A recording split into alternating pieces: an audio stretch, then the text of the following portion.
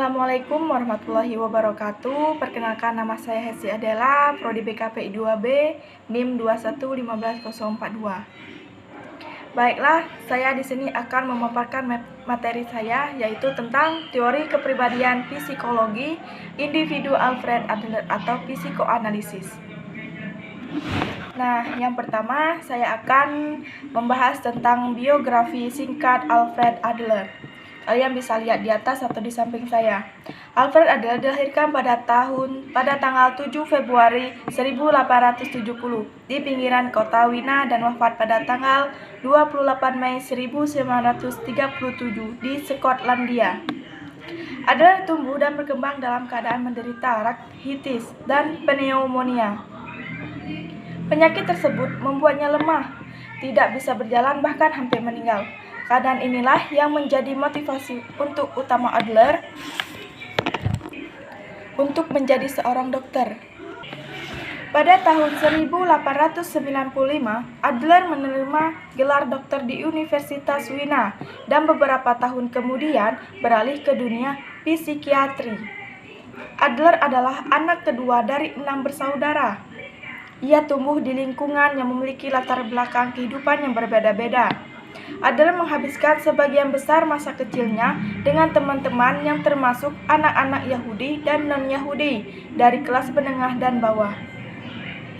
Pengalaman inilah yang mungkin mempengaruhi kepeduliannya terhadap aspek sosial dari kepribadiannya.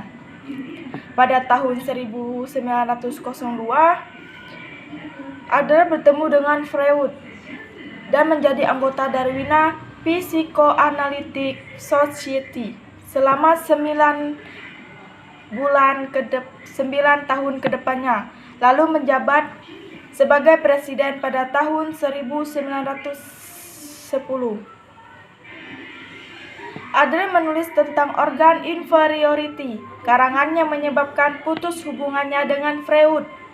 Teori tentang adanya inferiority karena sifat manusia yang ingin mengatasi kekurangan fisiknya, bahwa setiap manusia pada dasarnya memiliki kelemahan organis dan inferioritas hadir dalam setiap manusia. Yang kedua, konsep-konsep teori Alfred Adler.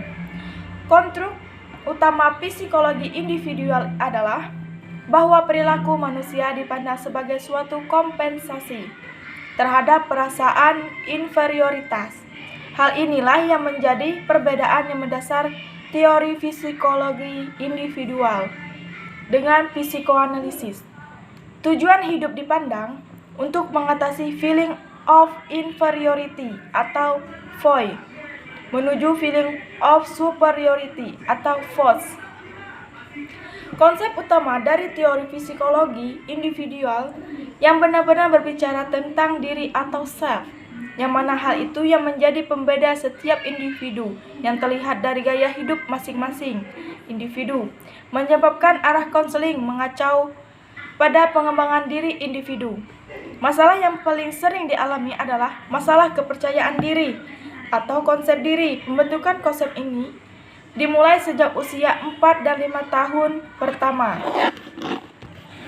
Nah, pembentukan konsep ini dimulai sejak 4-5 tahun pertama. Yang pertama ada striving for superiority, yaitu usaha terus-menerus untuk menjadi lebih baik, untuk menjadi lebih dekat dengan tujuan yang ingin dicapai. Yang kedua, visional final goals, yaitu tujuan meraih superioritas atau keberhasilan. Yang ketiga, the style of life, menyatakan bahwa hidup bercakup tujuan seseorang, konsep diri, perasaan terhadap orang lain, dan sikap terhadap dunia. Kemudian ia mengemukakan 4 gaya hidup yang dapat digunakan untuk menyelesaikan masalah, yaitu yang pertama, domain type, yang kedua, getting type, yang ketiga, avoiding type, yang keempat, socially useful type. Kalian bisa membaca apa yang disebut domain type, getting type, avoiding type, socially useful type. Ada juga prinsip-prinsip dasar Alfred Adler. Yang pertama, prinsip rasa rendah, prinsip superior, gaya hidup, diri kreatif, tujuan semu, minat sosial. Prinsip-prinsip dasar Alfred ini ada 7.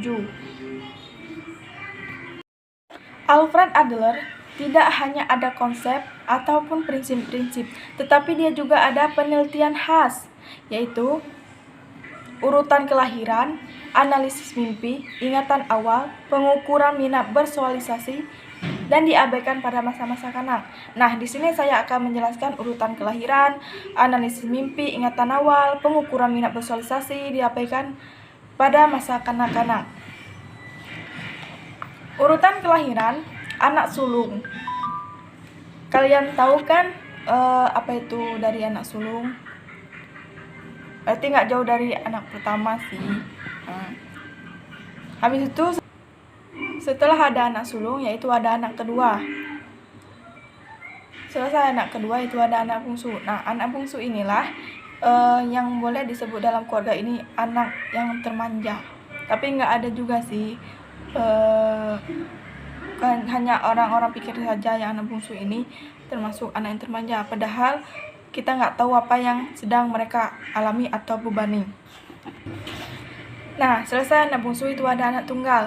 Nah, anak tunggal inilah menjadi patokan, bukan patokan juga sih, kayak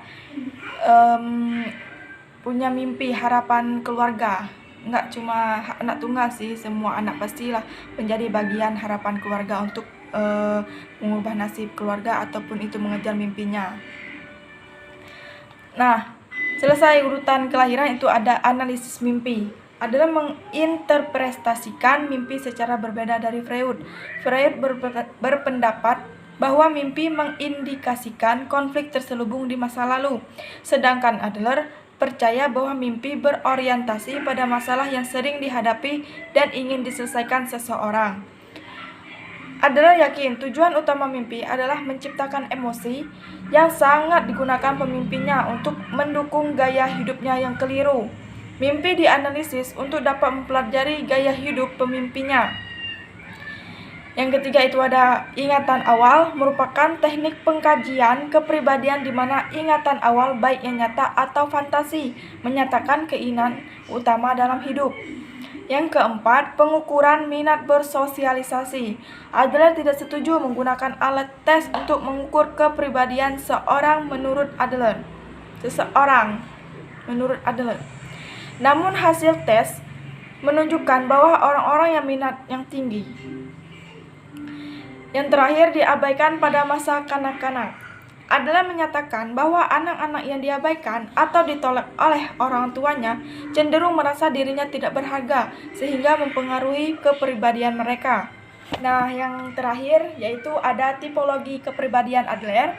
Adler mencoba untuk memasukkan idenya ke dalam ide Yunani kuno mengenai cairan temperan yang mendasari kepribadian. Berdasarkan ide kuno ini, antara lain koleris, sanguinis, melankolis, flekmatis. Namun, Adler menggantikan istilah keempat komponen ini tersebut dengan tipologinya. Yang pertama, ruling dominan. Yang kedua, getting leaning. Yang ketiga, avoiding. Yang keempat, socially useful. Nah, pengertian dari empat komponen ini bisa kalian lihat di makalah ataupun baiklah, inilah hasil materi pemaparan presentasi saya. Jika ada yang kata salah, saya minta maaf. Kepada Allah saya mohon ampun. Saya akhiri. Wabillahi taufiq wal hidayah. Wassalamualaikum warahmatullahi wabarakatuh.